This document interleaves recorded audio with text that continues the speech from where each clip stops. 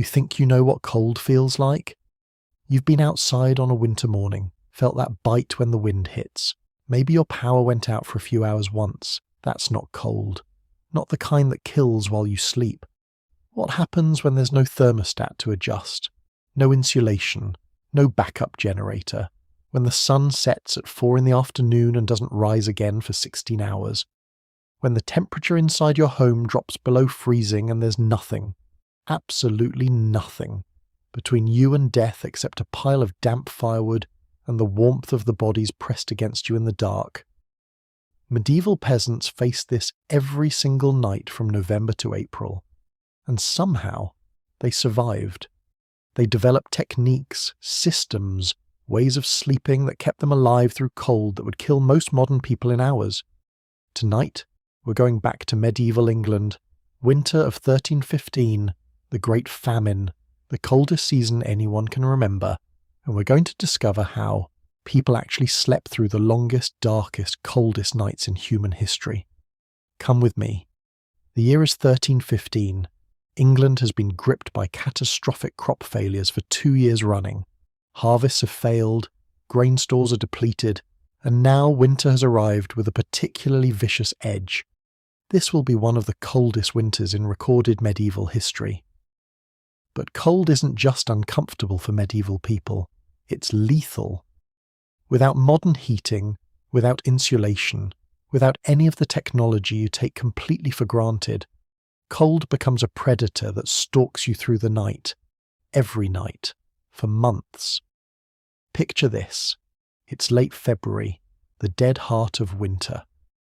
We're in a small village in rural England, perhaps 50 miles northwest of London.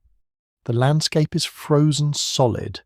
The ground is iron hard. The streams and ponds wear thick sheets of ice. And the sun, when it bothers to appear at all, barely climbs above the horizon before beginning its descent.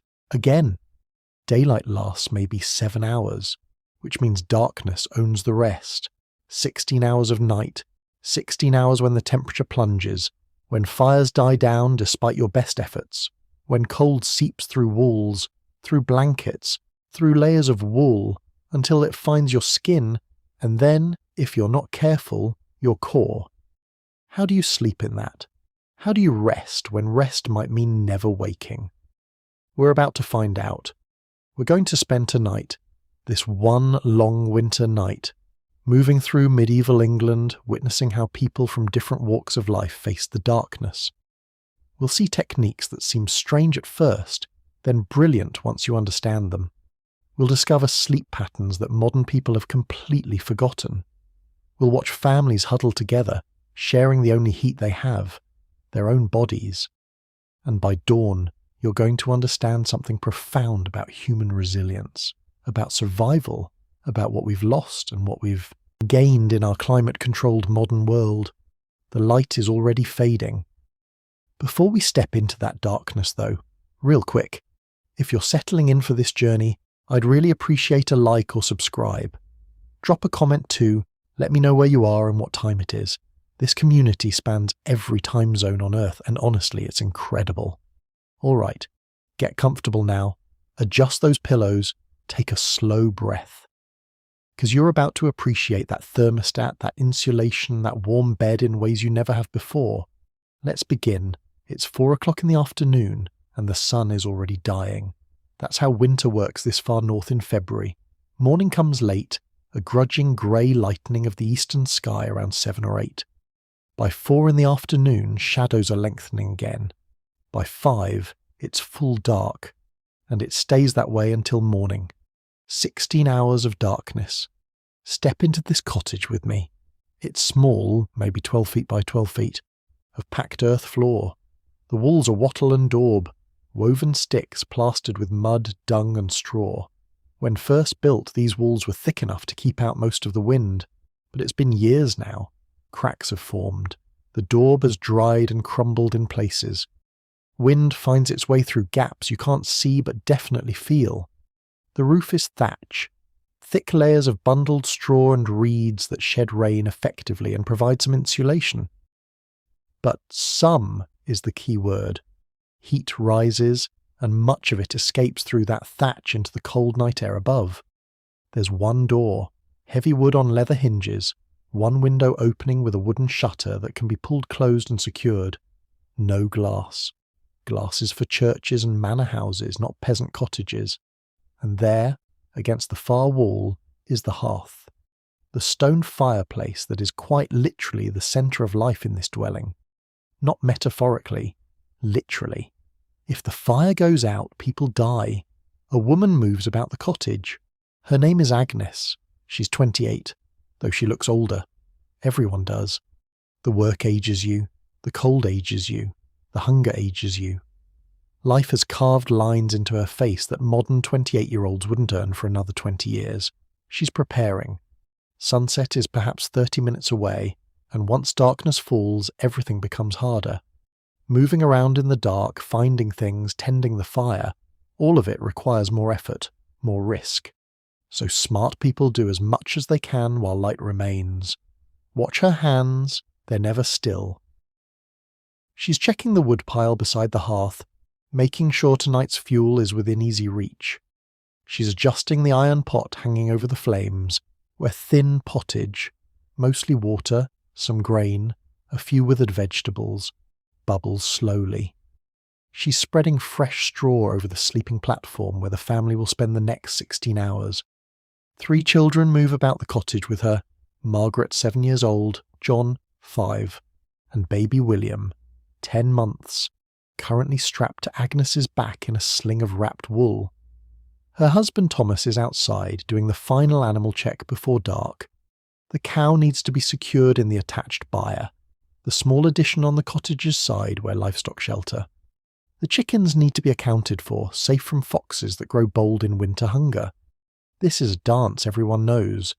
As dusk approaches, you gather in, you secure what needs securing, you prepare for siege because that's what winter night is, a 16-hour siege of cold and darkness, and the key to surviving it lies not in fighting the cold, but in managing it. The question isn't, how do we stay warm? The question is, how do we stay warm enough to survive until dawn? The answer, developed over centuries of trial and error, of children who didn't wake and families who did, is a complex system. A set of techniques that medieval people understood in their bones even if they couldn't articulate the science behind them. First, the fire. Agnes moves to the hearth now, crouching down to assess the flames.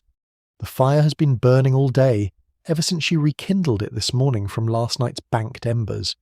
It's fed primarily on wood, mostly beech and oak when available, though in lean times anything that burns will do. Dried cow dung, peat cut from bogs, even twisted bundles of straw when there's nothing else. But wood is precious.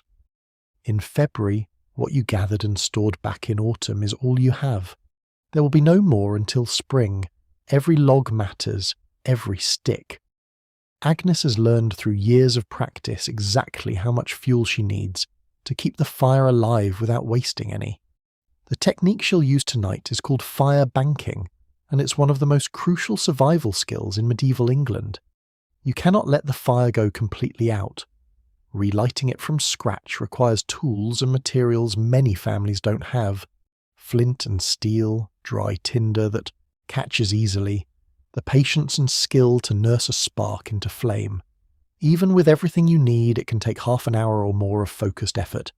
Half an hour of cold exposure that could kill an infant or exhaust an elder, so the fire must be preserved through the night.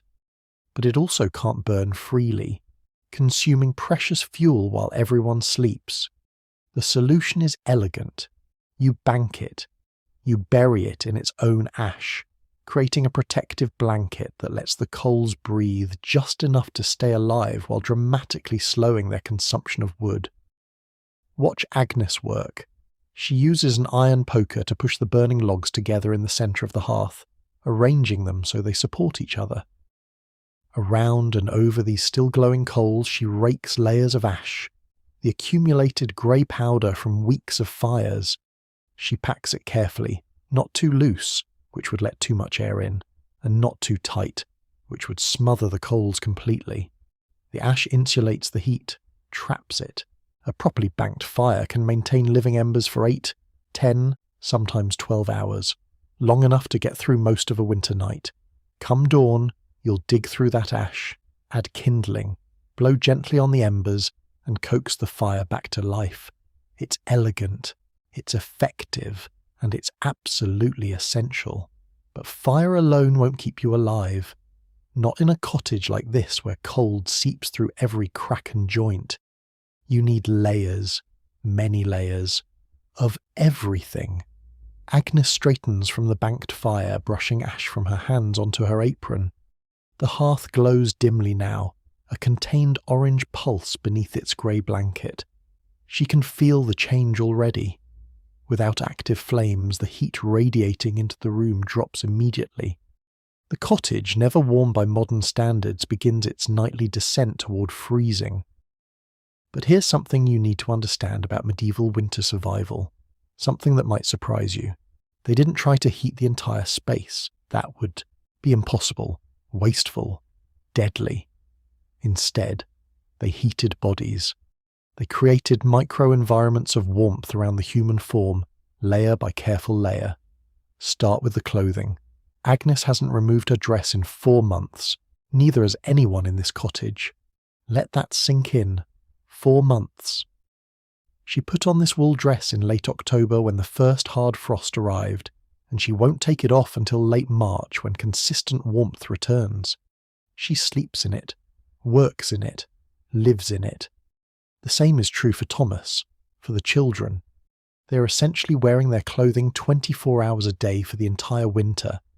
This isn't about hygiene or the lack of it, though cleanliness is certainly different in medieval terms. This is about survival. Clothing is insulation, and insulation works best when it's never removed. The body heat trapped in the layers during the day helps warm the bed at night.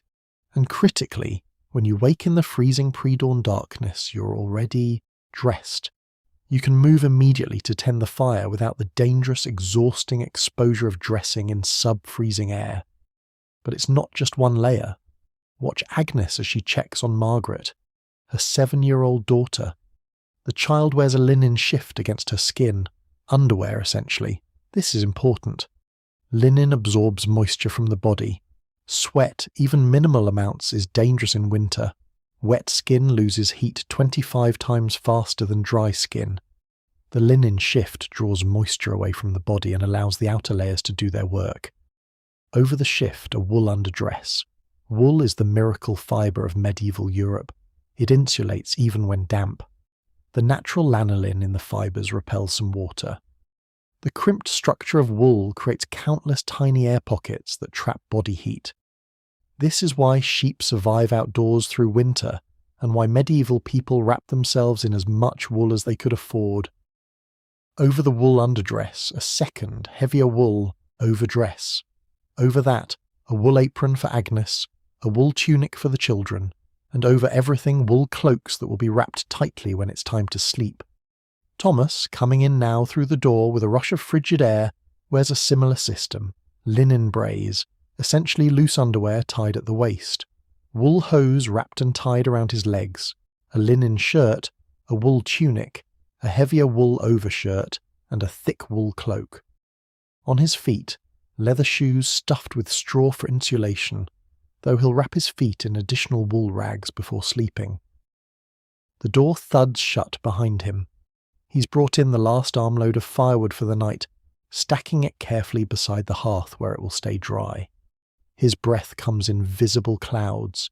His face is reddened from the cold, his hands stiff. Cows settled, he says, his voice rough from the cold air. Chickens are in. Agnes nods. The animals matter. The cow in the attached byre generates significant heat through its body and its breathing. That heat seeps through the shared wall, providing a small but genuine warmth to the cottage. This is why medieval cottages so often had byres attached. The animals weren't just livestock, they were living furnaces. Thomas moves to the fire, holding his hands toward it. Even banked, it provides some radiant warmth. He flexes his fingers, working feeling back into them. There's a skill to managing cold hands. You can't warm them too quickly or the pain is excruciating. You warm them slowly, carefully. The children gather near the fire as well.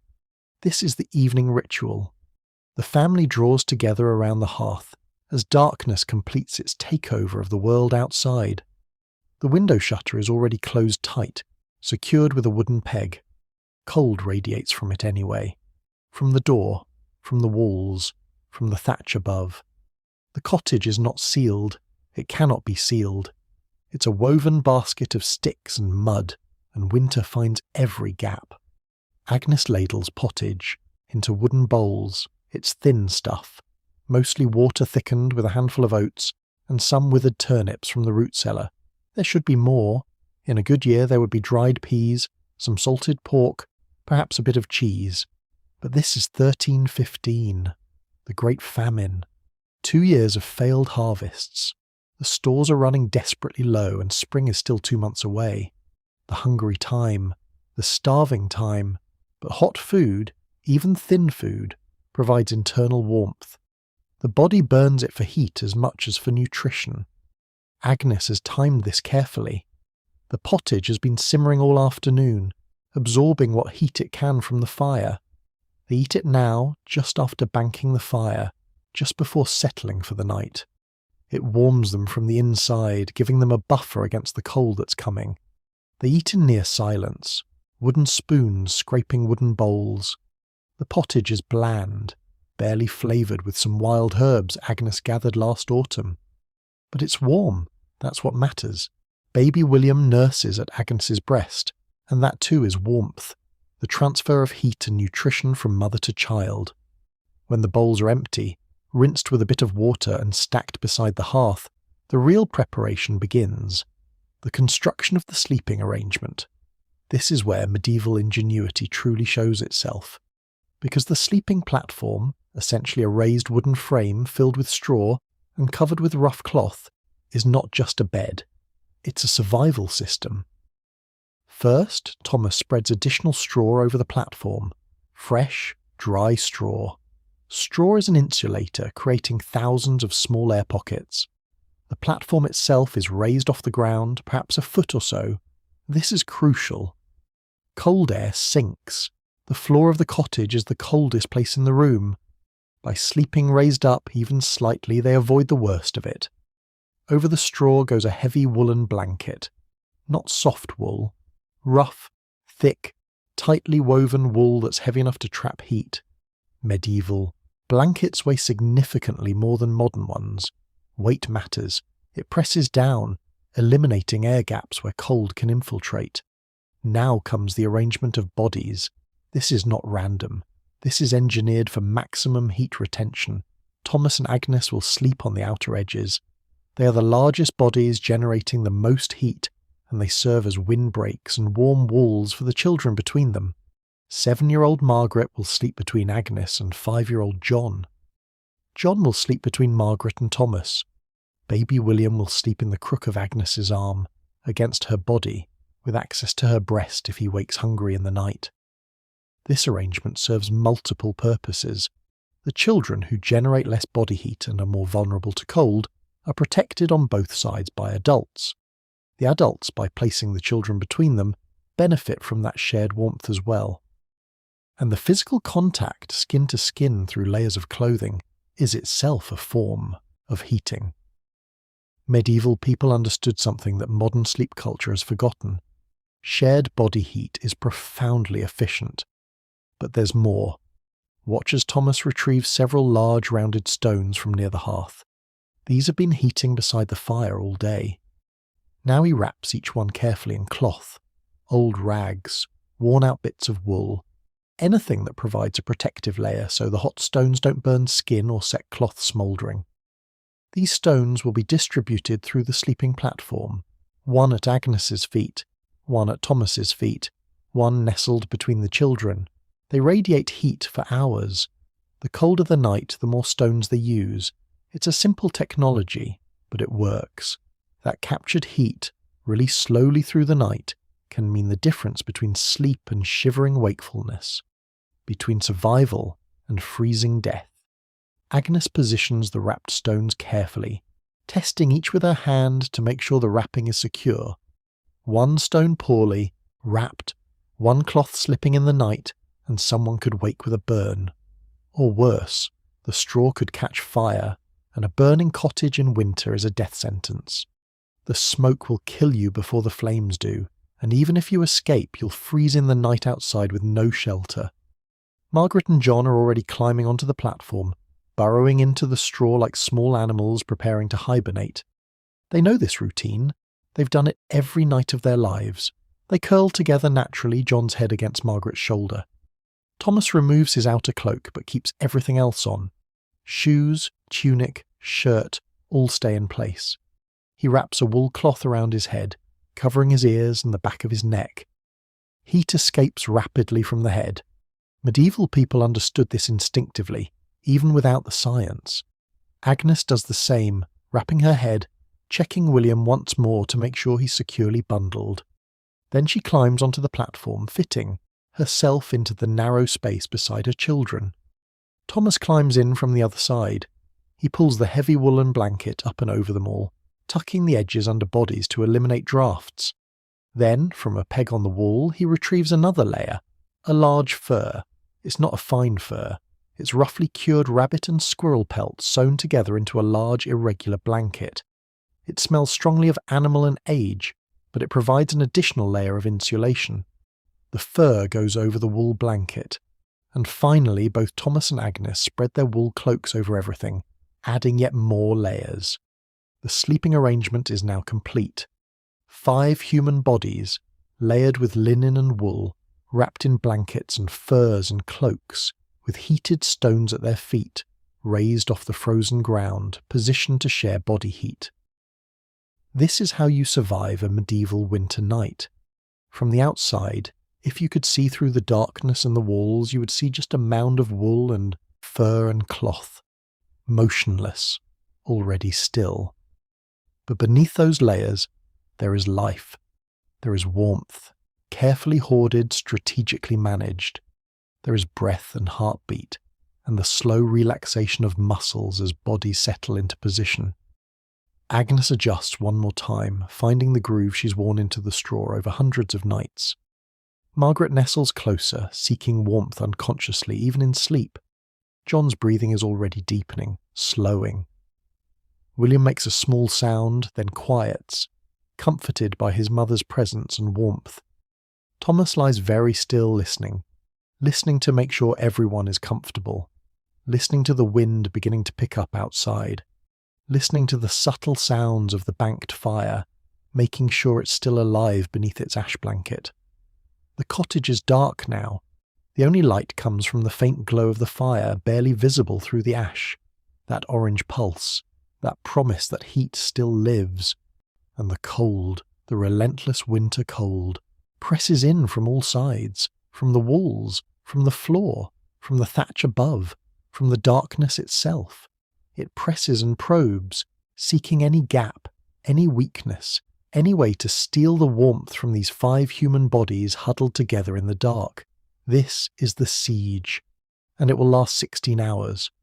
But Agnes and Thomas have fought this siege 1,000 times. They know its rhythms.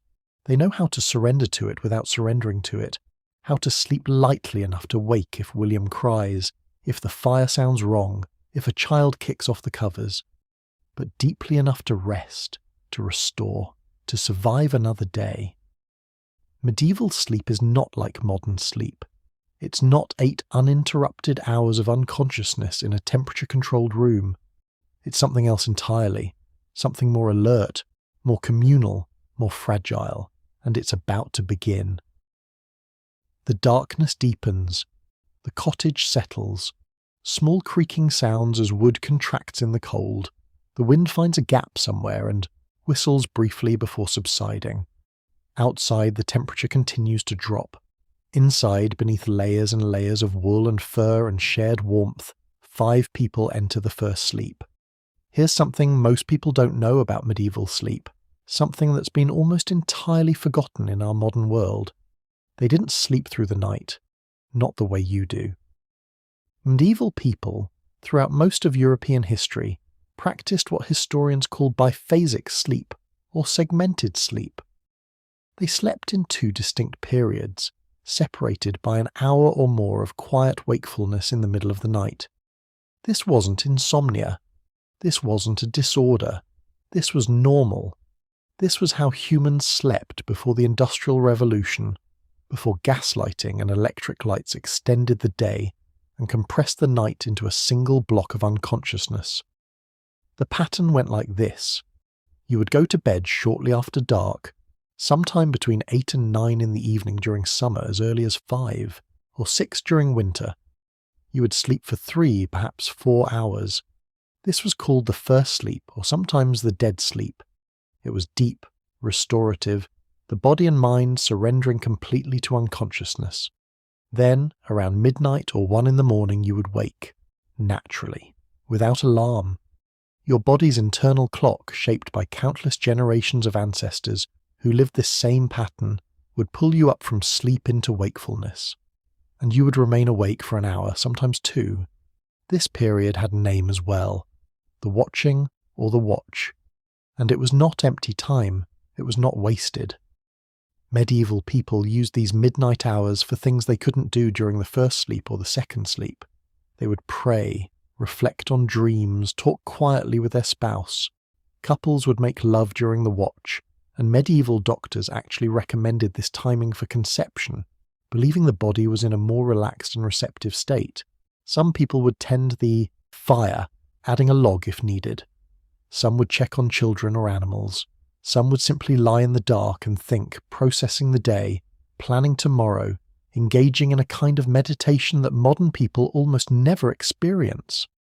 Our nights are either unconscious sleep or wakeful anxiety. Medieval people had this third state, wakeful rest. Conscious but relaxed, alert but peaceful. Then, after an hour or 2, you would feel sleep returning, a gentle heaviness, the body ready for the second sleep which would last until dawn. This second sleep was often lighter, more dream-filled, the mind processing and organising the experiences of the day and the reflections of the watch. This pattern wasn't unique to England. Historical documents from across Europe, from court records to medical texts to personal diaries, reference first sleep and second sleep as casually as we might reference breakfast and lunch. It was simply how sleep worked. Agnes is entering the first sleep now. Her breathing slows. Her muscles, tense from the day's labour, begin to release. The warmth of her family around her, the weight of the blankets pressing down, the exhaustion in her bones, all of it pulls her down into unconsciousness. The first sleep is the deepest. Your body needs it. Medieval people worked with an intensity that's hard for modern people to comprehend. 12, 14, 16 hours of physical labour, hauling water, grinding grain, tending animals, working fields, spinning wool. The body becomes a tool that must be used to its absolute limit because survival depends on it. And the first sleep is when that body repairs itself. Muscles rebuild. Energy restores. For Agnes, the first sleep means surrender. Complete surrender. She falls into it like falling into dark water, and the darkness receives her. Thomas falls into it too, though he maintains a thin thread of awareness even in deep sleep. This is the father's burden, the protector's curse.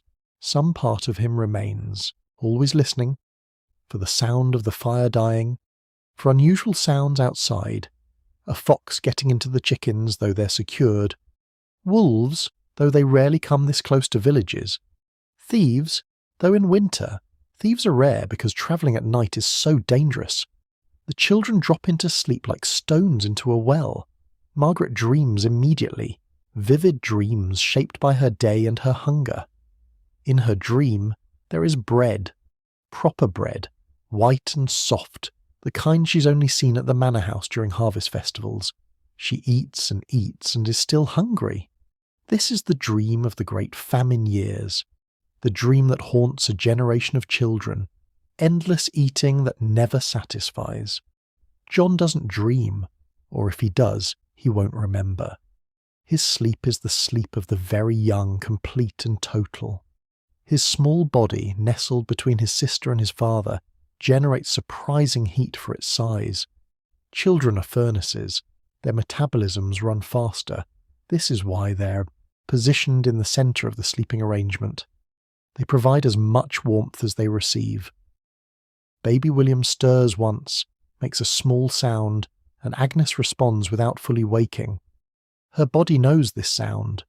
Her breast finds his mouth. He nurses briefly, taking comfort more than nutrition, and settles back into sleep. This exchange happens in near-total darkness, guided by touch and instinct and the muscle memory of 10 months of motherhood. The cottage is silent now except for breathing. 5 sets of lungs, inhaling and exhaling at different rhythms.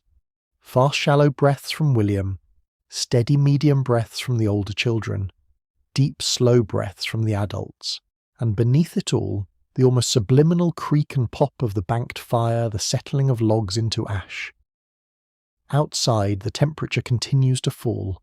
On a night like this, clear, still, the kind of night where frost forms thick and stars burn with painful brightness, the temperature might drop to 10 or 15 degrees Fahrenheit. Inside the cottage, with no active fire, the temperature will drop too. Not as low as outside, but well below freezing. Perhaps 25 degrees, perhaps 30 if the family is lucky, and the cow in the byre is doing her part. The human body maintains an internal temperature of about 98.6 degrees Fahrenheit. Maintaining this temperature in a room that's 30 degrees requires enormous energy. This is why medieval people slept so much in winter. Sleep conserves energy. The body's metabolism slows, heart rate drops, breathing becomes more shallow. You burn fewer calories while sleeping than while awake, and calories, food energy, are the scarcest resource of all during the Great Famine. So sleep is not just rest. Sleep is survival strategy. The less time you spend awake and active in winter, the less food you need. Some animals hibernate through the worst months, their metabolisms dropping to near-death levels. Medieval peasants don't hibernate, but they approach it. They sleep longer, move less, conserve everything. The first sleep lasts roughly 3.5 hours.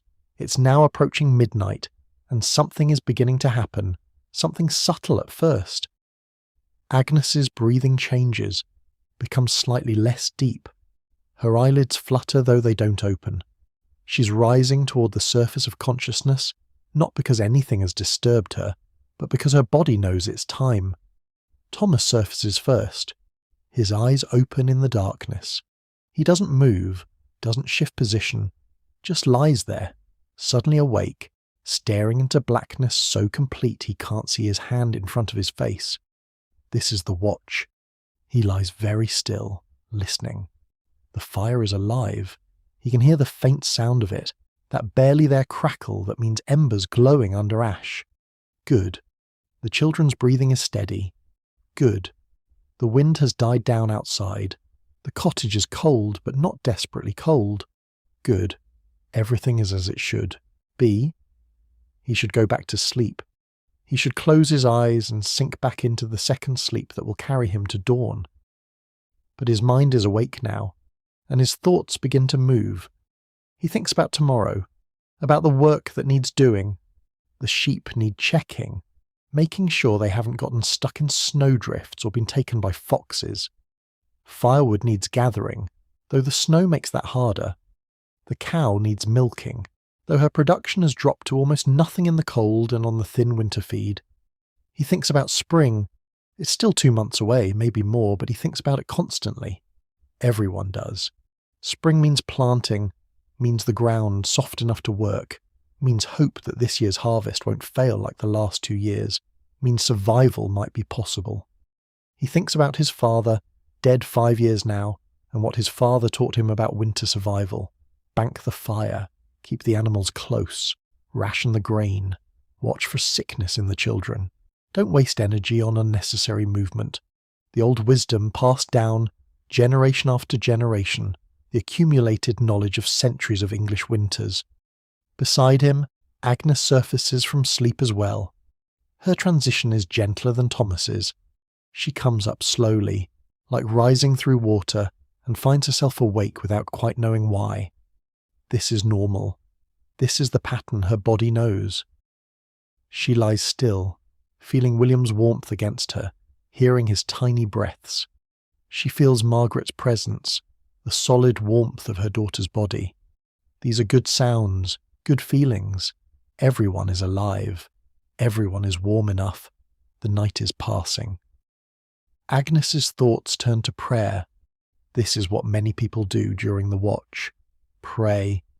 The church teaches specific prayers for the night hours. The office of the night, monks call it, and while peasants don't follow the complex liturgical schedule of monasteries, many still pray during these midnight hours. She mouths the words silently, not wanting to disturb the children. Pater noster qui es in caelis, our Father, who art in heaven.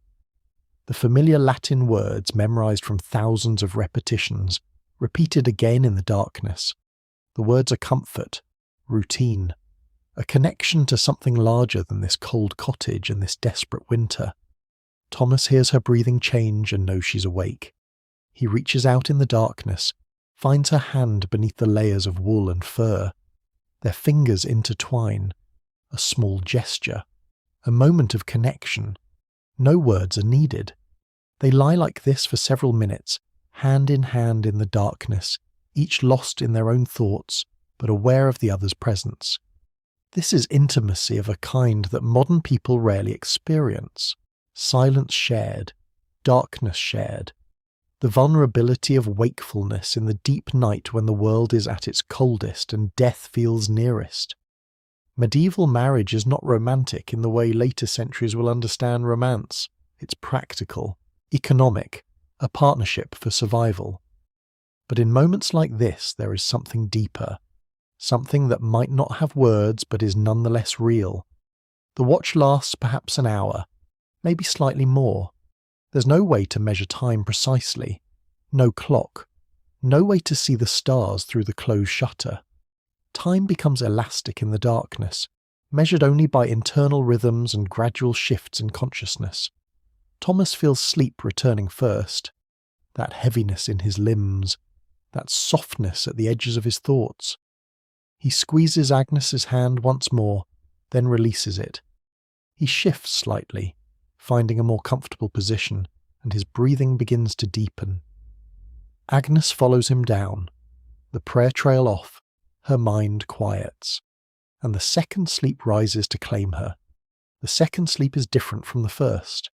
Lighter, more dream-filled, the mind more active even as the body rests. Agnes dreams. She dreams of summer, of the garden behind the cottage when it was full of growing things, beans climbing poles, cabbages spreading their leaves, herbs fragrant in the sun. This memory dream is so vivid she can smell the earth, feel the warmth of the sun on her arms.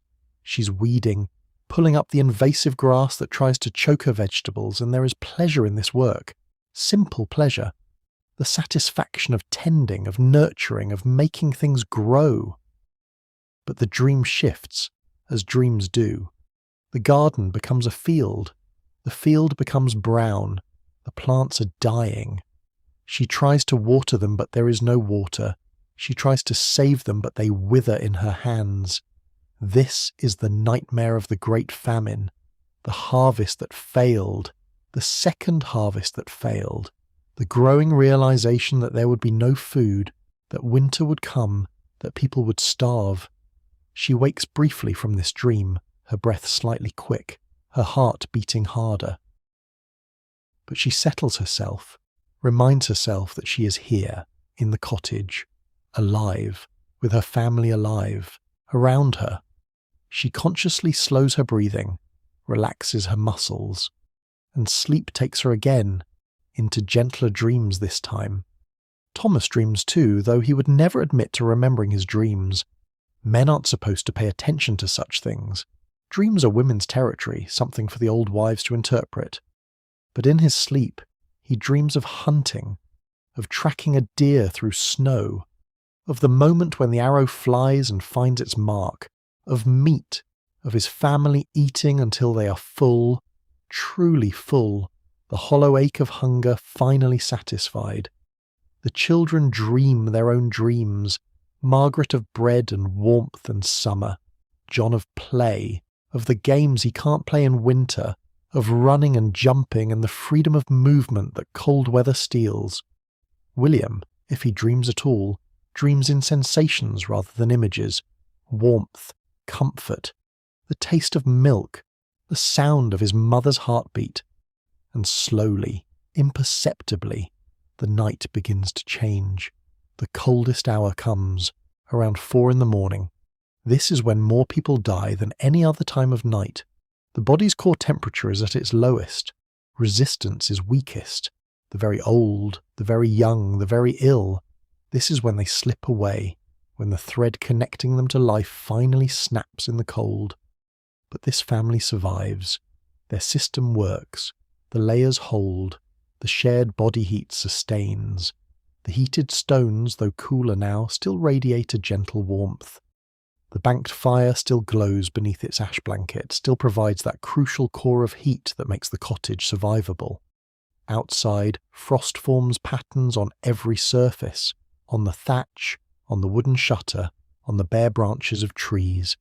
If you could see it, you would see an entire landscape transformed into crystalline sculpture, every blade of dead grass outlined in ice, every surface white with frost. Inside the cottage, frost forms too. On the walls near the door, around the window shutter, on the underside of the thatch near the eaves, ice crystals grow, spreading in delicate patterns, glittering in the faint light of the banked fire. The cottage is not sealed. Cold finds its way in. Moisture from human breath condenses on the cold surfaces and freezes. This is normal. This is expected. Medieval cottages in winter are decorated with frost on the inside, but the sleeping platform, the nest of bodies and layers, remains warm enough, just barely warm enough, the zone of survival. Time continues its slow crawl toward dawn. Agnes stirs in her sleep. Her body is uncomfortable. The straw beneath her is compressed, creating hard spots. Her hip aches from lying in one position too long. But she doesn't fully wake. She shifts slightly, redistributes her weight, and settles again. This happens several times through the night. The medieval sleeping surface is not comfortable. It's tolerable. There's difference. Thomas wakes once more, very briefly, some small sound catching his attention. He listens. Nothing. Just the cottage settling. Just the fire's quiet voice. He sinks back into sleep. The night is endless. Hour after hour of darkness, of cold pressing in from all sides, of the body fighting to maintain its temperature, burning precious calories even in sleep, of dreams and half-dreams and brief wakings and the slow, slow passage of time. Modern people can't really comprehend this, can't understand what 16 hours of darkness means. You flip a switch and there is light. You adjust a thermostat and there is heat. Your nights are brief interruptions in an otherwise continuous experience of warmth and light and safety. Medieval nights are something else. They are voids, empty spaces, dangerous times when the world belongs to cold and darkness and things that move unseen. You survive them, you endure them, you wait them out, and if you are very lucky and very careful and very skilled at the techniques your ancestors developed over centuries, you see another dawn. The night is beginning to end. Not yet, but beginning. The first hints of change are subtle, so subtle that no one in the cottage consciously registers them. But somewhere, deep in the brainstem, in the ancient parts of the human nervous system that evolved long before consciousness or language, something recognizes that the darkest hours are passing. That dawn, still unseen, is approaching. Agnes's sleep begins to lighten. Her dreams become more fragmented, more ephemeral. She's approaching consciousness again, but slowly, naturally, her body preparing to wake and face another day. Thomas's breathing changes rhythm.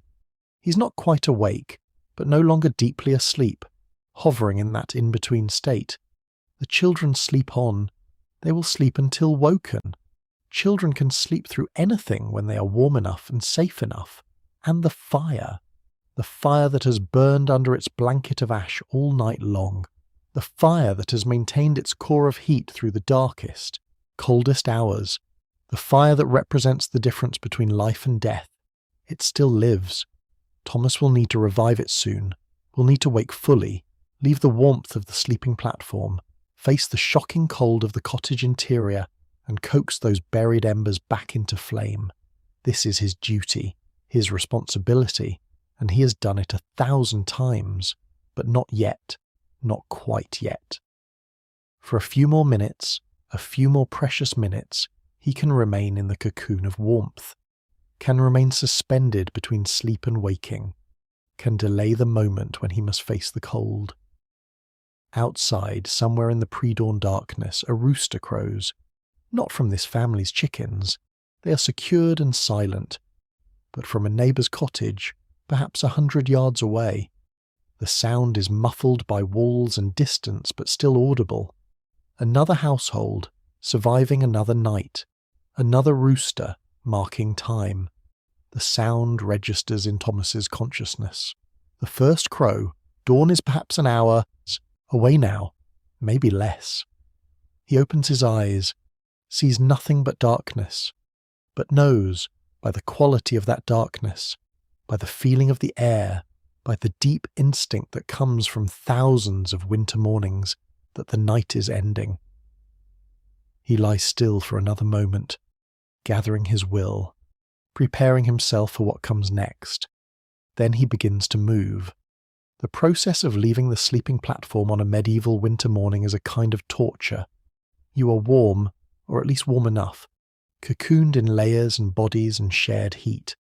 And you must leave that warmth and step into air that is barely above freezing. Air that will bite at your skin, steal your breath, make your muscles clench and your teeth chatter. Thomas does it slowly, carefully. He doesn't want to disturb the others more than necessary. He extracts himself from the pile of blankets and furs, immediately feeling the cold rush in to fill the space his body occupied. Agnes shifts, unconsciously curling tighter around these children, preserving their warmth. Good. They can sleep a while longer. He sits on the edge of the platform for a moment, his feet finding the floor.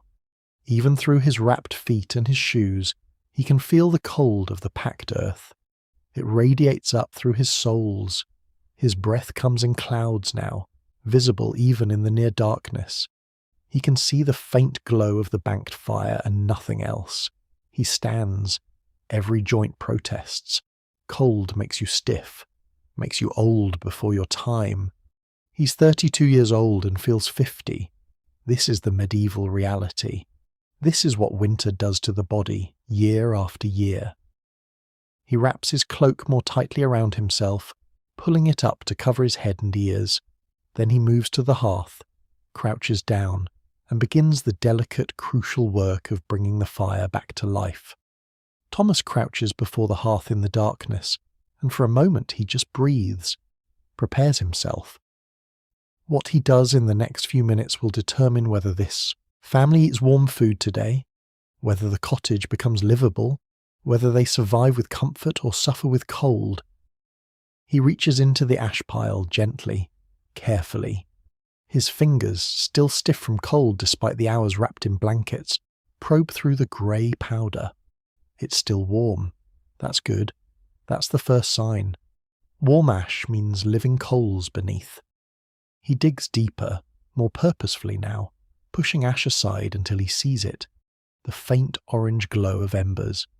They're weak, barely alive, but they're there. A small sound of relief escapes his throat.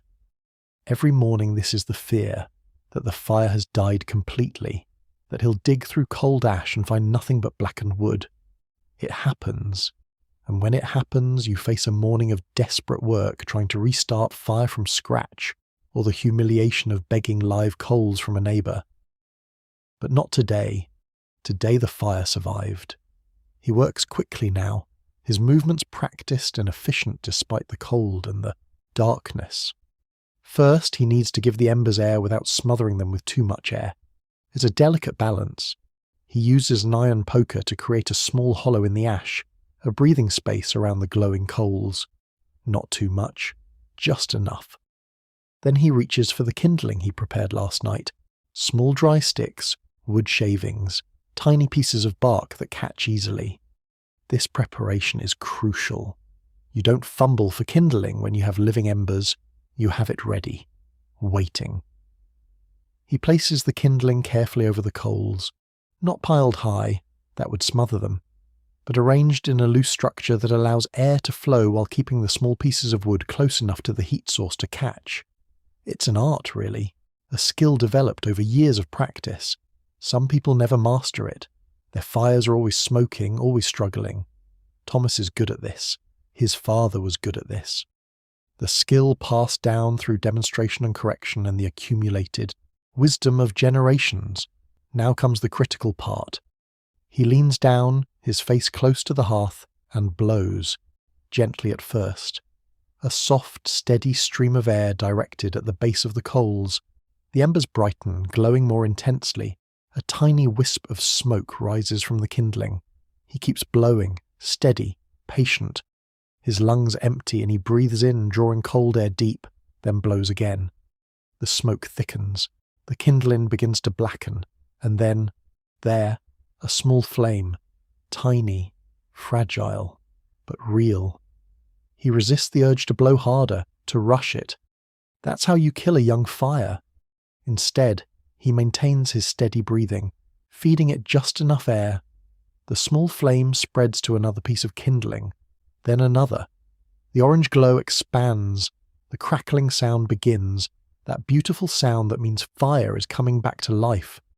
Within 2 minutes, the kindling is burning well enough that he can add slightly larger pieces, small sticks, finger-thick. He adds them carefully, building a structure that will sustain itself. The flames grow taller, brighter. Heat begins to radiate outward.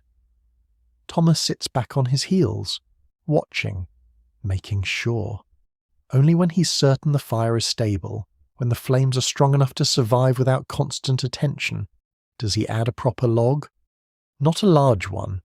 You don't waste a large log on an uncertain fire, but a medium piece that will burn steadily, that will establish the fire's presence for the rest of the morning. The log catches. The fire roars softly, finding its strength. And suddenly, miraculously, there is light in the cottage. Not much light. Not the instant brilliance of an electric bulb, but warm, dancing firelight that pushes back the darkness, that illuminates the rough walls, the sleeping platform where his family still rests, the familiar shapes of their few possessions, and heat. Blessed heat. Thomas holds his hands toward the flames, feeling the warmth penetrate his stiff fingers. It's painful at first. Cold hands warming too quickly always hurt. But it's a good pain, a life-affirming pain, the pain of thawing, of returning to function. He stands, moves to the door and cracks it open just slightly. Cold air rushes in, shocking in its intensity, but he needs to check the morning, to see what the day will bring. It's still dark outside, but not the absolute darkness of midnight.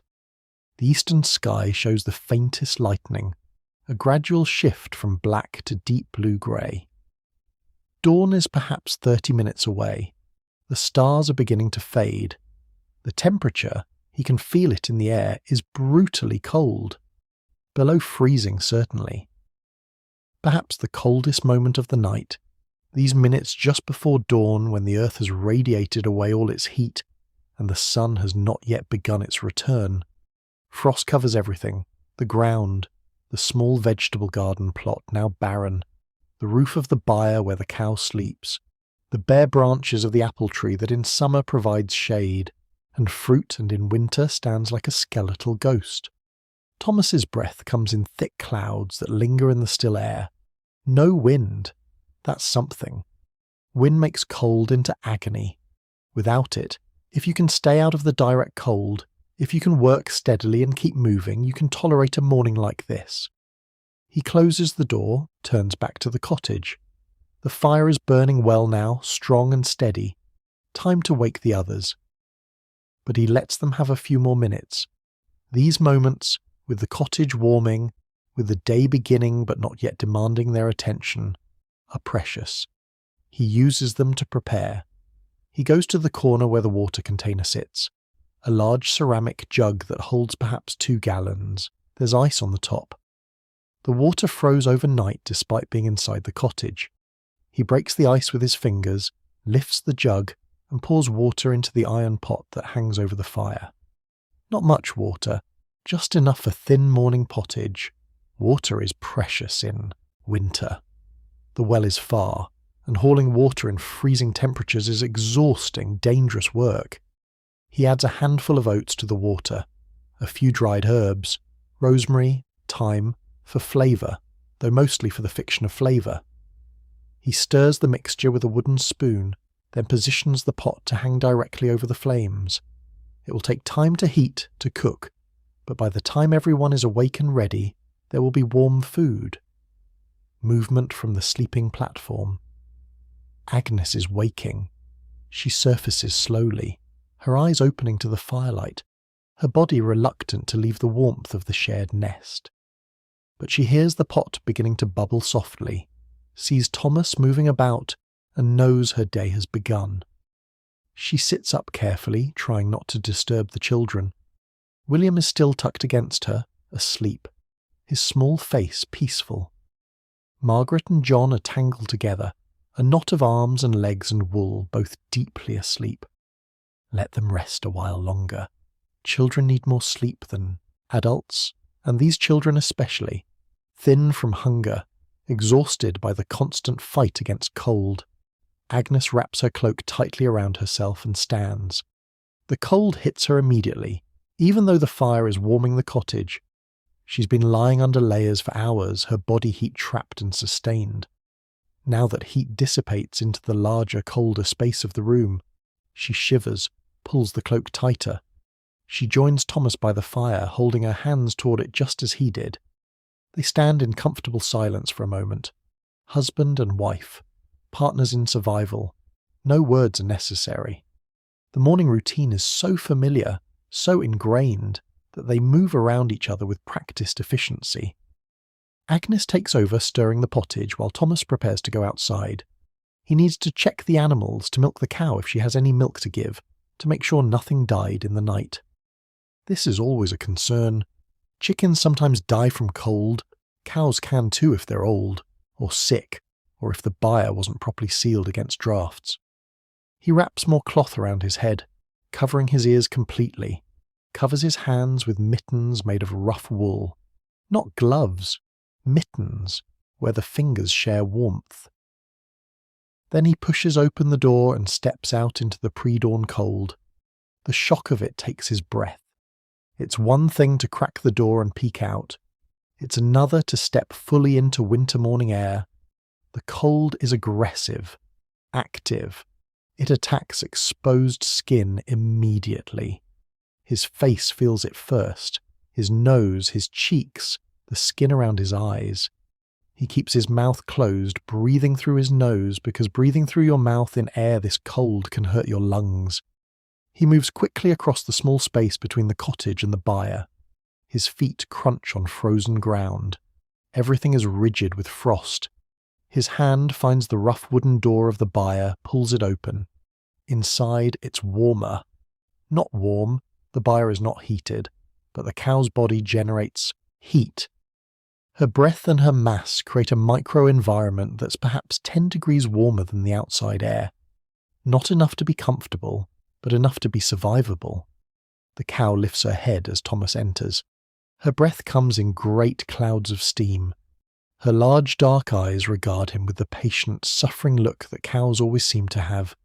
She's thin. They're all thin. The winter feed is running low. She gets hay, but not enough. Turnips, but not enough.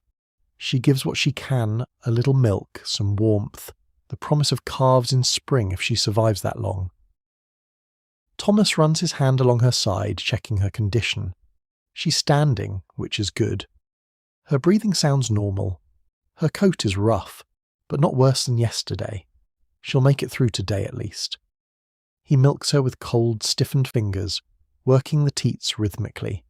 She gives only a little, perhaps a pint of thin milk. It's not much, but it's something. Milk means fat, means calories, means survival. He'll add it to the pottage, stretch it further, make it slightly more nutritious. He checks the chickens next. They're huddled together in their corner, feathers fluffed for insulation, looking miserable but alive. All 6 of them survived the night. Good. Chickens mean eggs, though in winter chickens rarely lay. Their bodies conserve resources just like human bodies do. His tasks complete, Thomas returns to the cottage. The brief time outside, no more than 10 minutes, has left him thoroughly chilled. His face feels numb. His fingers ache inside their mittens. But he's done what needed doing. The animals are tended. The household can function for another day. Inside, the cottage has warmed considerably. The fire is doing its work, pushing heat into the small space. It's not comfortable by modern standards. Perhaps 45 degrees now, maybe 50 near the fire. But compared to the outside, it feels like luxury. Agnes has added the milk to the pottage. The mixture is bubbling now, thickening slightly. The smell of cooking oats and herbs fills the cottage.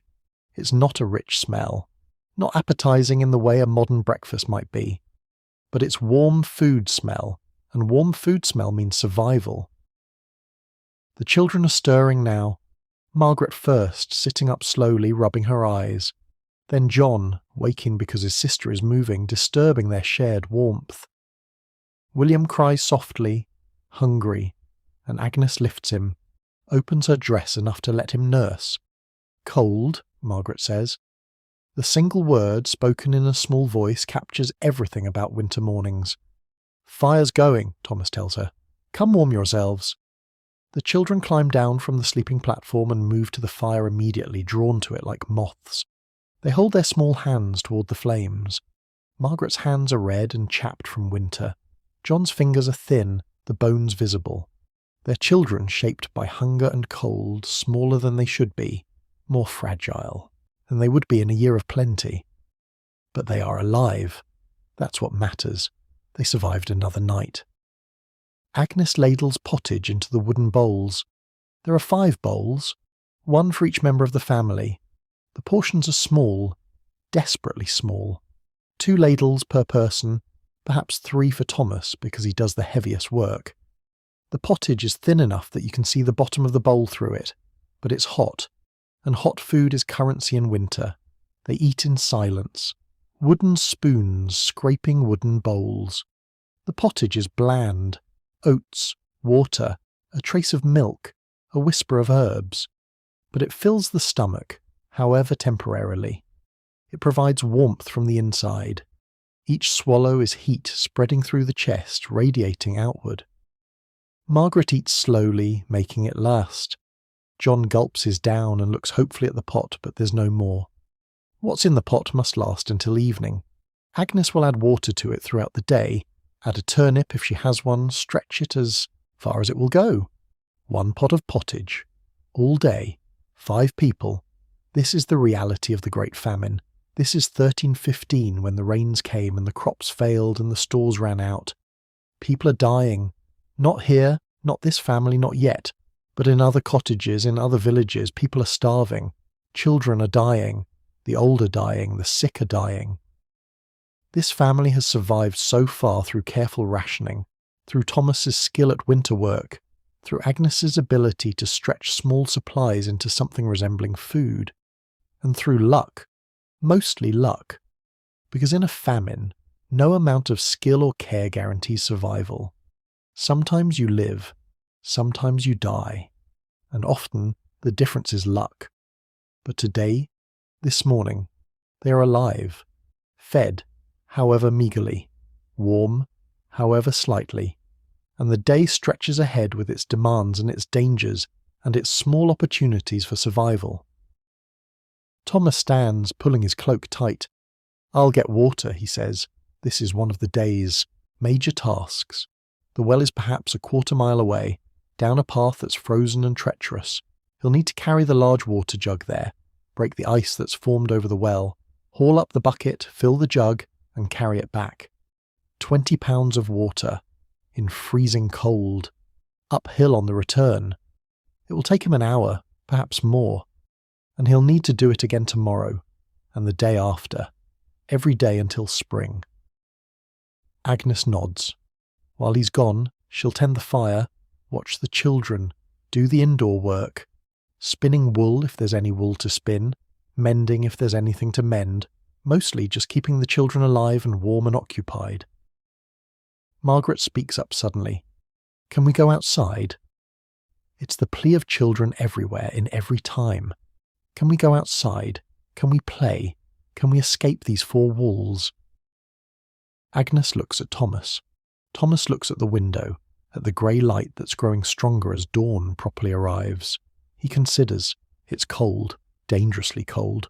But children cooped up inside for months become irritable, difficult. And there are small tasks they can do outside that help the family. "For a short while," he says, "stay close to the cottage. Gather any fallen sticks you can find. Anything that can burn." He looks at Agnes. "Bundle them well." This is the compromise. The children can go outside, but only briefly, only for productive work, and only if they're properly protected against the cold. Agnes moves to prepare them. More layers, always more layers. She wraps strips of wool around John's legs, over his existing hose, creating makeshift leggings. She ties a wool cap tightly around Margaret's head, then wraps a scarf around her neck and lower face, leaving only her eyes exposed. She checks their feet. The leather shoes are worn, cracked, but she stuffs straw into them for extra insulation. The children endure this preparation with practiced patience. They know the routine. They know that fighting it only delays going outside. Thomas is preparing to leave as well. He pulls on an additional cloak, a patched, stained thing that's more holes than fabric but still provides some protection. He wraps his feet in more rags, takes up the water jug. The door opens, cold rushes in. Thomas goes out first, followed by the children, and the door closes behind them. Agnes is alone with William. She settles by the fire with the baby in her arms. He's nursing still, content for now. This is her morning, every morning. The brief time when the men and older children are occupied elsewhere and she can simply sit, simply be, simply hold her youngest child. She looks into the fire, watching the flames dance, and for just a moment she lets herself think about summer, about warmth, about full bellies and growing things and days that stretch long and light. It seems impossibly far away. Winter is forever. Winter has always been and will always be. But she knows better. She's lived through 28 winters. She knows that winter ends, that spring comes, however late, however reluctant, that the world thaws and warms and becomes livable again. The question is always whether you survive long enough to see it. Outside, the sun is finally rising. True light, not just the grey promise of it, but actual sunlight touching the frozen earth. It doesn't bring warmth. The sun in February is weak, its rays glancing off the frozen ground without penetrating. But it brings light, and light is hope. Thomas walks toward the well, his footsteps crunching on frozen ground. The water jug is heavy even empty. It will be brutally heavy when full. But this is the work. This is what keeps a family alive. Water, fire, food, shelter. The same things humans have needed since the beginning of time. Margaret and John search the ground around the cottage for fallen sticks. There aren't many. The area has been picked clean over months of winter, but they find a few small branches, some bark, a handful of pine cones. Not much, but every bit helps. Every stick that can burn is a stick that extends their supply. That keeps the fire alive one more hour, one more night.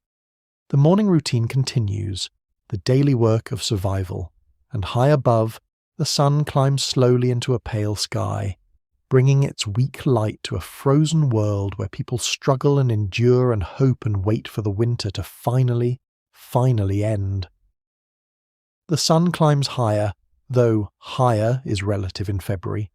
Even at its peak, it barely clears the southern horizon, hanging low and weak like a lamp running out of oil. The light it provides is thin, watery, casting long shadows across the frozen landscape.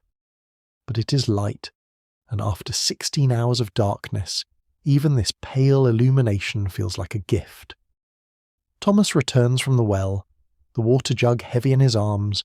His face is red from cold and exertion. Sweat has frozen in his beard despite the temperature. This is the paradox of winter work. You can be simultaneously freezing and sweating, your body generating heat through labour while the air steals it away. He sets the jug down inside the cottage with a grunt of relief. 20 pounds carried a quarter-mile uphill is no small feat. His back aches, his arms burn. He's 32 and feels ancient. Agnes looks up from her spinning. She's managed to locate a small amount of raw wool, saved from last autumn's shearing, and is spinning it into thread using a simple drop spindle. The work is meditative, rhythmic, and it produces something useful. Thread can be woven into cloth. Cloth can be sold or traded or made into clothing. Every bit of productivity matters. "The well?" she asks. "Ice thick as my thumb," Thomas replies, moving to the fire to warm himself. "Took me half an hour just to break through." This is concerning but not surprising. As winter deepens, the wells freeze more severely. Eventually, if the cold persists, some wells freeze solid all the way down, becoming completely inaccessible. When that happens, people must melt snow for water. But melting snow is desperately inefficient. You need enormous amounts of snow to produce even a small amount of water, and the process consumes precious fuel. For now, the well still functions.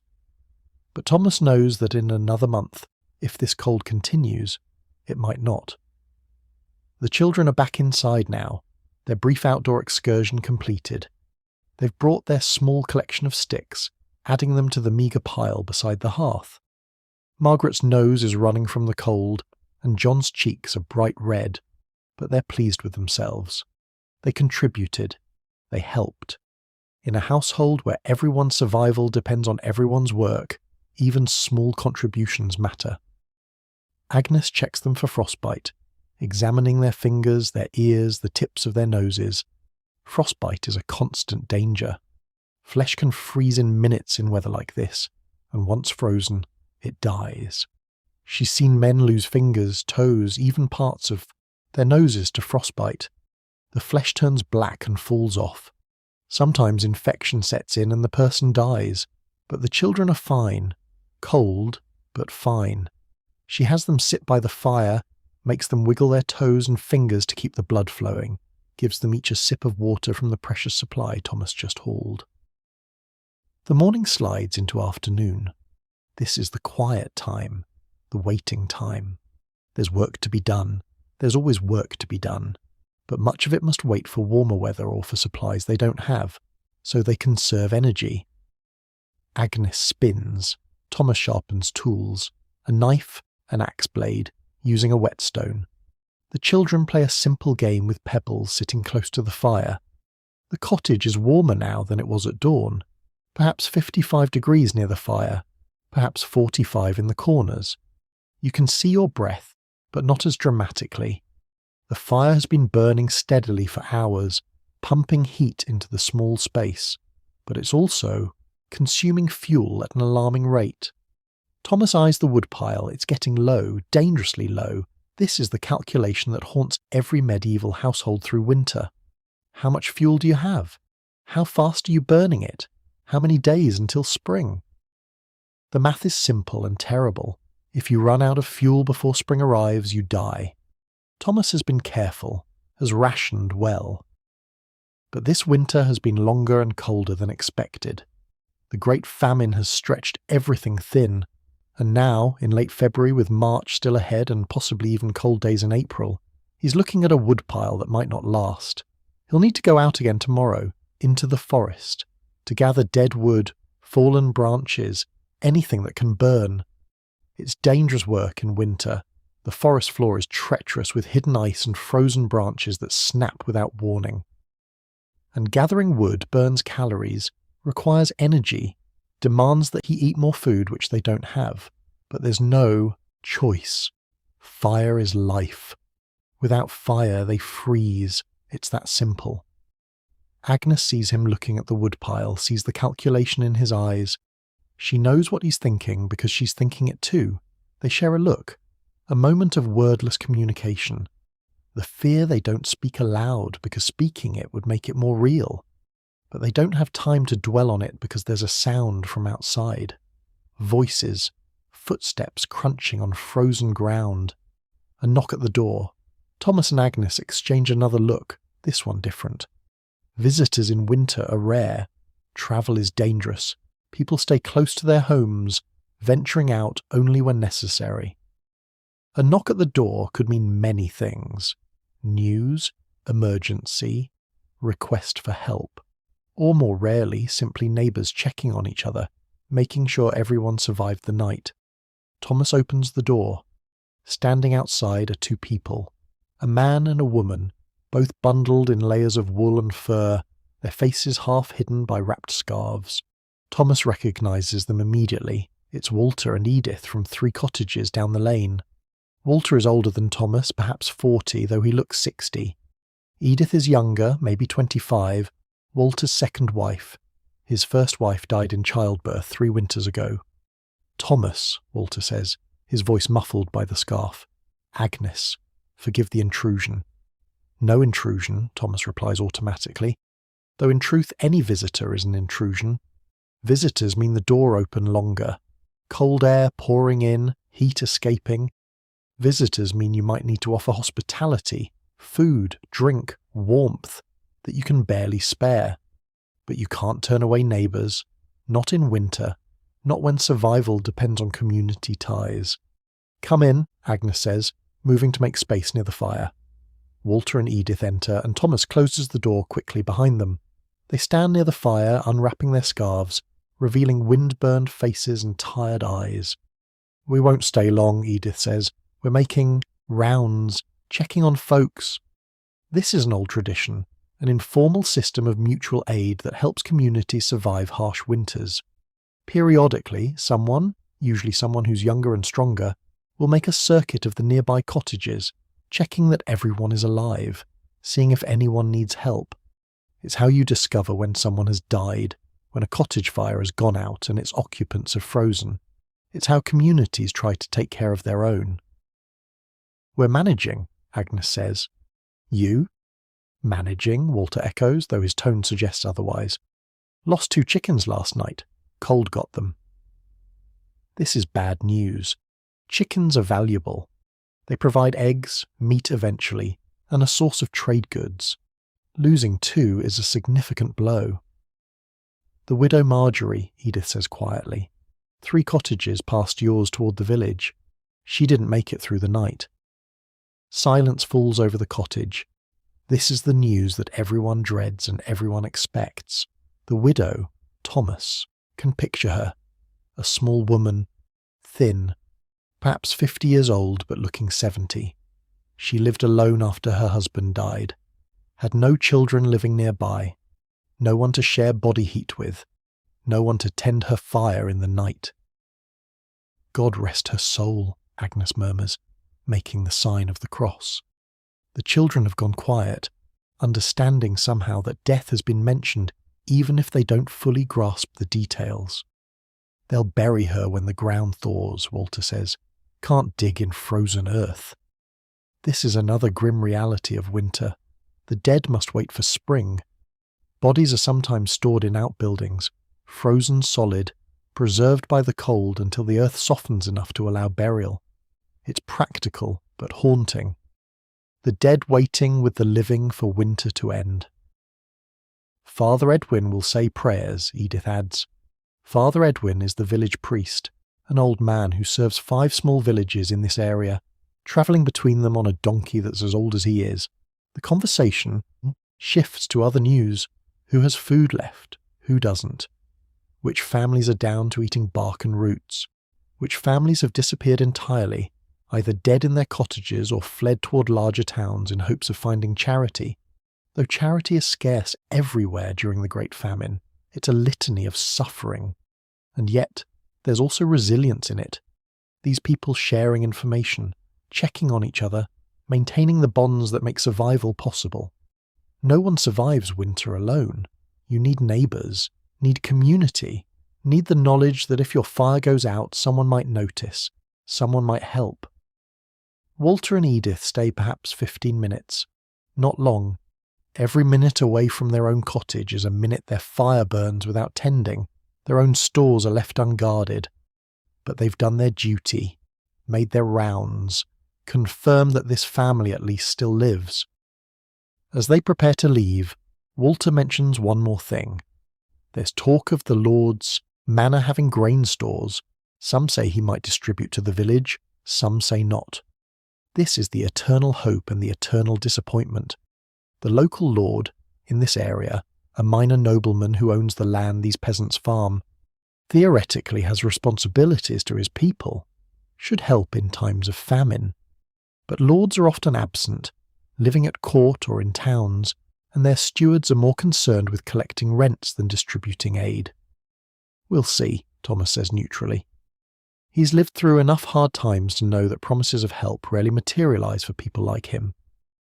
Walter and Edith leave, wrapping their scarves tight, bracing themselves for the walk back to their cottage.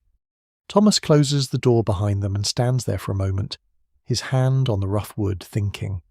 The widow Marjorie, dead in the night. Because she was alone. Because her fire went out, or she couldn't keep warm enough, or her heart simply gave up fighting the cold. It could happen to any of them. That's the truth that sits cold in his chest. There's no guarantee, no safety, just the daily, hourly struggle to maintain warmth, to find food, to survive until tomorrow. He turns back to his family. Agnes has returned to her spinning. The children are playing their pebble game again, though Margaret looks more subdued now, sensing the adult fear that permeates the cottage. The afternoon continues. The sun, which barely seemed to arrive, is already beginning its descent. By 3 o'clock, shadows are lengthening again. By 4, the light is fading. Winter days are absurdly short. You wake in darkness. You work through a brief interlude of pale light. You return to darkness. 16 hours of night, 8 hours of weak day. That's the rhythm from November through March. Agnes adds water to the pottage pot, adds another turnip, carefully shaved thin to make it go further. The pot has been simmering all day, the thin liquid evaporating and being replenished. By evening, there will be something resembling soup. Not much, not nearly enough, but something warm. Thomas checks the fire. It's burning low again. He adds a log. They're down to medium-sized pieces now, the large log's exhausted. The fire flares up, then settles. He'll need to bank it again tonight. The same ritual. Every night. Forever, it seems. The children are getting restless. Cabin fever is a real phenomenon, though medieval people didn't have a name for it. Being trapped inside for days on end with nothing to do, no stimulation, no variety. It wears on everyone. The children bicker. John pushes Margaret. Margaret pushes back harder. Voices rise. Enough, Agnes says sharply. Not shouting. Shouting wastes energy and heats nothing, but firm, commanding. The children subside.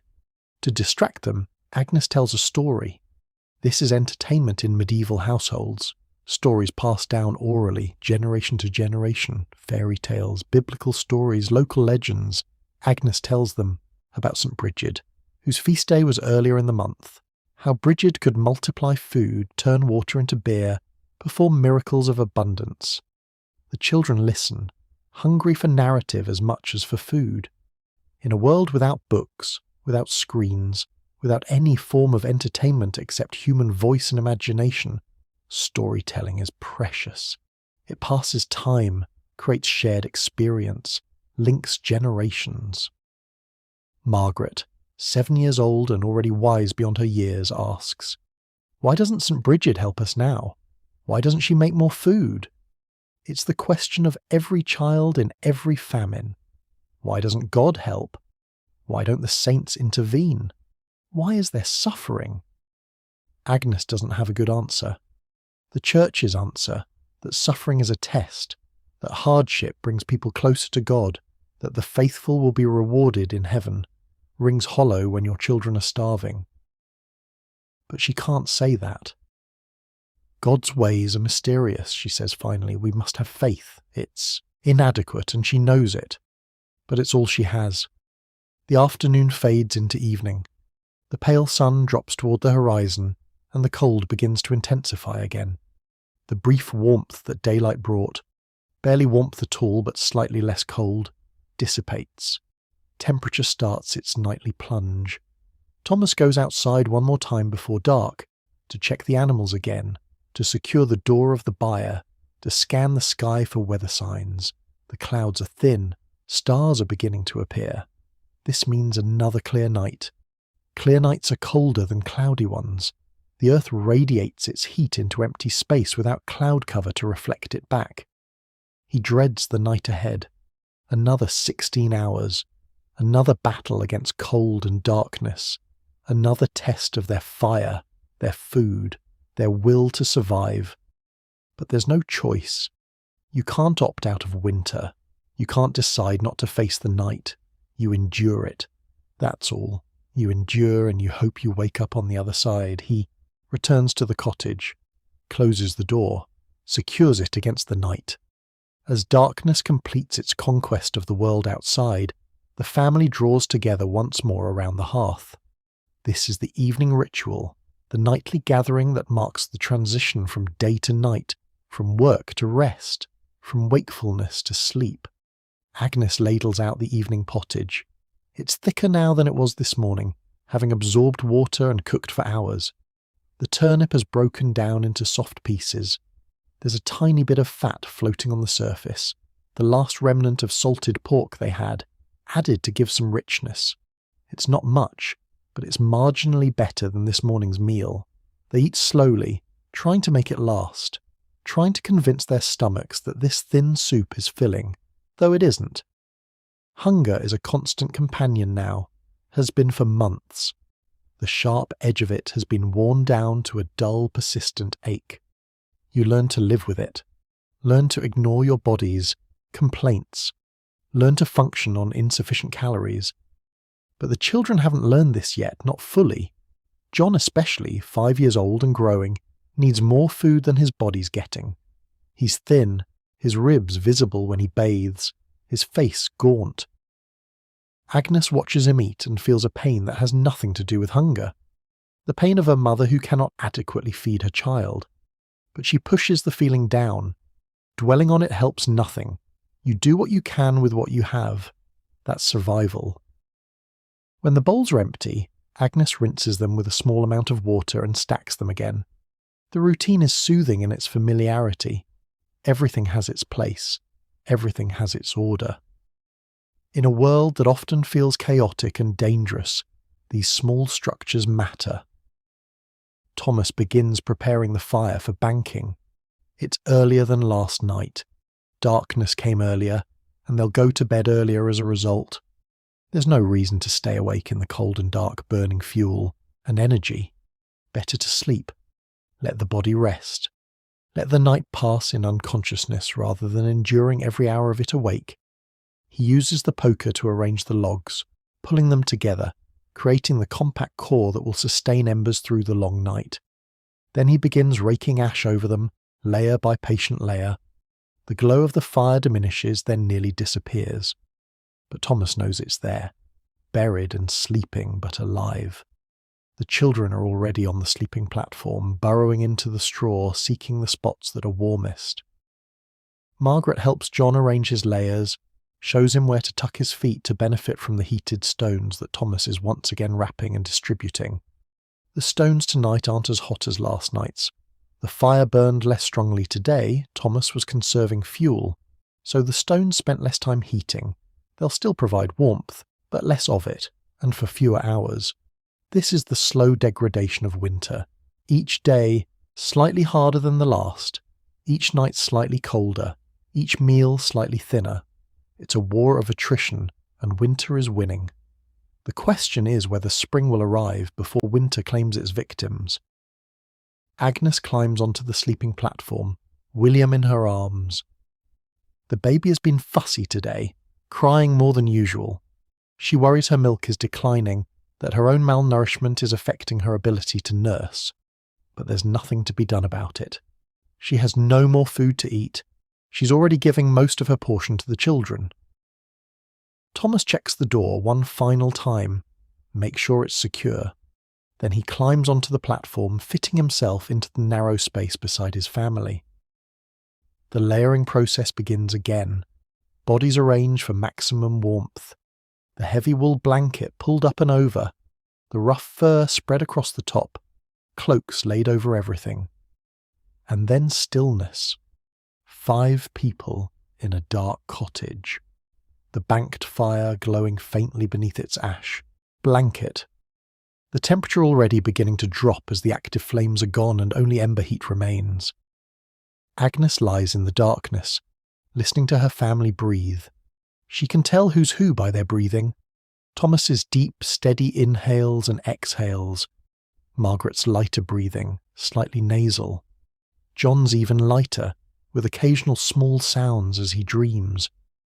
William's tiny, rapid breaths against her chest. She thinks about the widow Marjorie, alone in her cottage, cold seeping in, no one to share warmth with, wondering perhaps if this night would be her last. And then it was. The cold, or her heart, or simply exhaustion giving up, dying alone in the darkness. Agnes holds William tighter, reaches out in the dark until she finds Margaret's small hand, squeezes it gently. Margaret squeezes back. A moment of connection. We are here. We are together. We are alive. For now. The thought comes unbidden. How many more nights? How many more of these endless dark hours, this cold, this hunger? How much more can we endure? She pushes the thought away. You don't think like that. You can't. You just survive today. Tonight. This hour. This moment. String enough moments together and eventually it's spring. The first sleep takes her gradually. She sinks into it, her body surrendering to exhaustion, her mind releasing its grip on wakefulness. The darkness inside her head merges with the darkness of the cottage, and she knows nothing. Hours pass. The cottage grows colder. The fire under its ash glows dimmer. The world outside is frozen, silent, hostile. Stars burn in a black sky. The temperature drops towards 0. And at the deepest, coldest hour, somewhere around 3 a.m, something happens. A sound.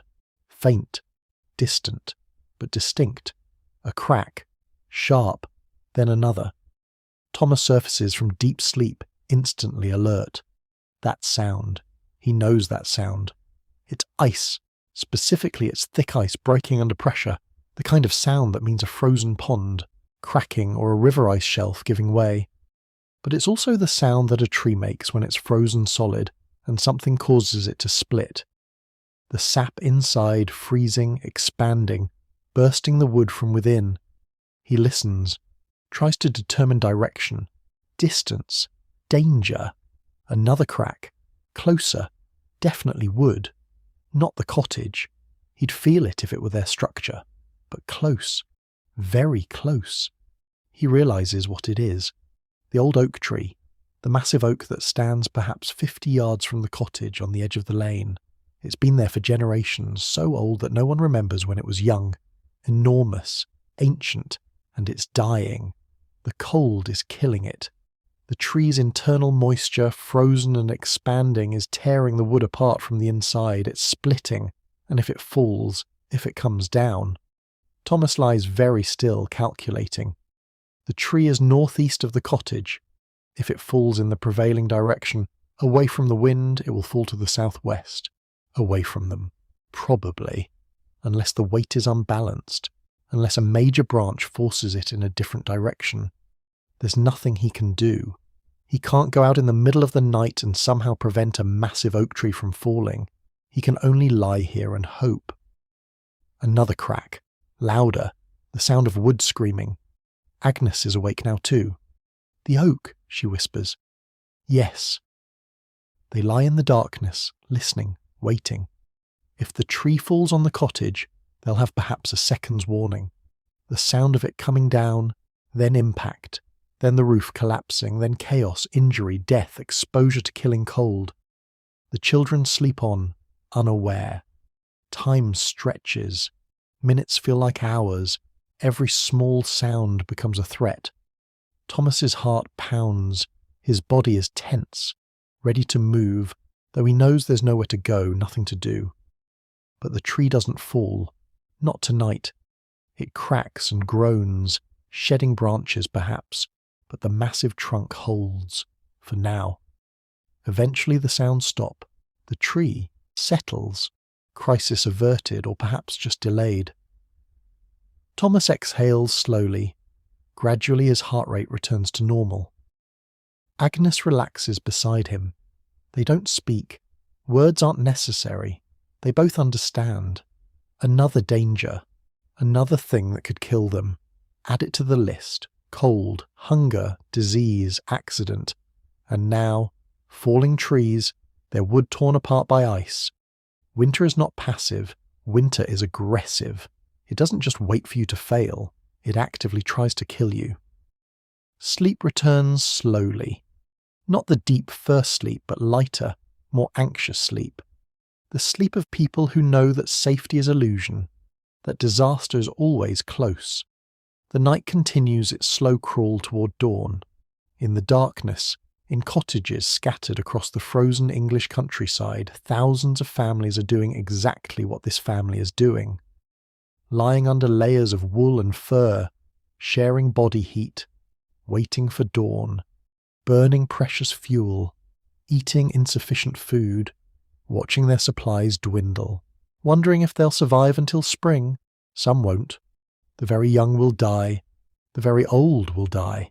The sick will die. The unlucky will die. By the time spring finally arrives, the mortality rate in England during the Great Famine of 1315 to 1317 will reach as high as 10 to 15% of the population. Millions of deaths, entire villages depopulated, families destroyed, but some will survive. The strong, the lucky, the ones who know the old skills, the old techniques, the ones who bank their fires properly, who ration their food carefully, who layer their clothing correctly, who share body heat efficiently. Families like this one, Agnes and Thomas and Margaret and John and William. 5 people in a dark cottage. Cold pressing in from all sides. Darkness lasting 16 hours. Hunger a constant ache. Death a near neighbour. But alive. Still alive. The night begins to change. Imperceptibly at first. But somewhere in the east, far beyond the horizon, the earth is turning. The sun, though still below the edge of the world, is approaching. Dawn is coming. Not yet. Not for another hour or more. But coming. The coldest hour passes. The temperature begins its slow, grudging climb. Not warmer exactly, just fractionally less cold. Agnes stirs. Not quite waking, but surfacing slightly. In her half-sleep she dreams of summer, of heat so intense it's oppressive, of sweat and bright sun and the smell of growing things. The dream is so vivid she can almost feel it, almost believe it. Then she wakes fully, and summer vanishes. There's only cold, darkness, the weight of wool blankets, the sound of her family breathing, but dawn is coming. She knows this, can feel it somehow, the way all humans can feel the approach of dawn even in complete darkness. Some ancient part of the brain that tracks time, that knows the earth's rhythms. She lies still, waiting, listening. And sure enough, a few minutes later, Thomas stirs, then sits up. Time to tend the fire. Time to begin another day. The routine starts again. The careful excavation of the banked fire, the search for embers, the arrangement of kindling, the patient blowing, the first small flame, the gradual building of light and heat, and outside, invisible but approaching, the sun climbs toward the horizon. The darkness begins to weaken. Grey seeps into black. The stars fade one by one. Another night survived, another dawn earned. The cycle continues. Day, night, cold, survival. On and on through February, through March, through the endless winter. Until finally, eventually, impossibly, spring returns. The fire lives again. Thomas has coaxed it back from embers to flames, and weak morning light is beginning to seep through the cracks around the window shutter. Another night has passed. The family has survived. This is the victory, every single morning. We made it through. Agnes rises, wraps her cloak tight, and begins the morning routine. Water, food, children, the same tasks as the yesterday, the same as tomorrow will be. Winter is repetition. The same survival techniques deployed again and again, day after day, until they become so automatic you could perform them in sleep, and you almost do. The exhaustion of winter is cumulative, not just physical but mental. The constant vigilance, the constant calculation, the constant awareness that one mistake, one moment of carelessness could mean death. But this morning is like the others, cold but survivable, hungry but not starving, tired but still functional. As light strengthens and the cottage warms slightly from the revived fire, as the family gathers once more for thin pottage and another day, it's worth stepping back, worth understanding what we've witnessed. This is how medieval people slept through winter. Not comfortably, not safely, not with any certainty of waking, but they did it, millions of them, generation after generation, century after century. They developed techniques that worked, layering, clothing and never removing it, banking fires to preserve embers through the night, sleeping in groups to share body heat, using heated stones to extend warmth, positioning sleeping platforms raised off the cold ground, keeping animals close for their heat, rationing food and fuel with desperate precision. These weren't ignorant people stumbling through the dark. These were humans deploying sophisticated survival strategies developed over centuries of experience. They understood, without modern science, the principles of heat conservation, of insulation, of caloric management. They knew what worked because their ancestors' lives had depended on knowing. The ones who didn't know died. The ones who did know survived and passed the knowledge down. And they understood something else, something that modern people have largely forgotten. Survival is communal. You don't survive winter alone. You survive as a family, as a household, as a community.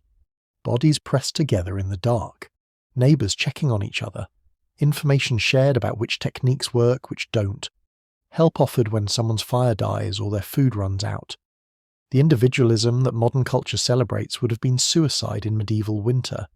Your survival depended on your family, on your neighbours, on the collective knowledge and mutual support of the community.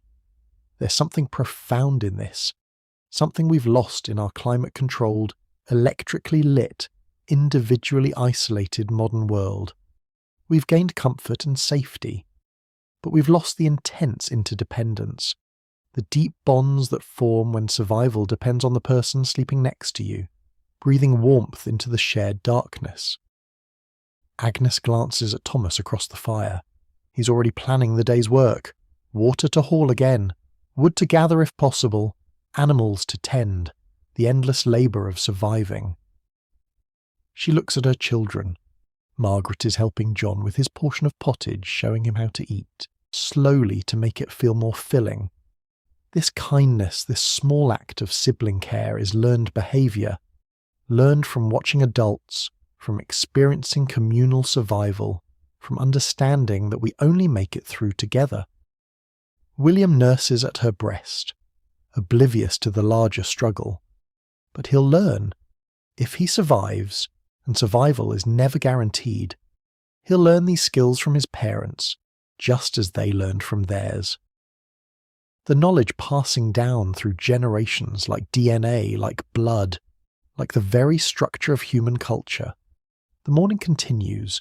The sun climbs into its weak arc across the southern sky. Another day unfolds with its demands and dangers and small opportunities. And far away, invisible but approaching with glacial slowness, spring waits. The earth continues its ancient dance around the sun. The tilt of the planet that causes seasons ensures that winter, however endless it seems, must eventually yield. By late March, early April, the first signs will appear.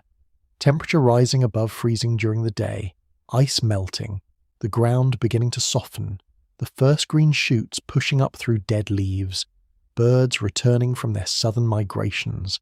And when that happens, when spring finally arrives, people will emerge from their cottages blinking in the strengthening sunlight, thin, exhausted, many of them ill, some of them bereaved, having lost children or elders or spouses to the winter's cold, but alive, still alive, having endured what should have been unendurable, having survived what should have killed them.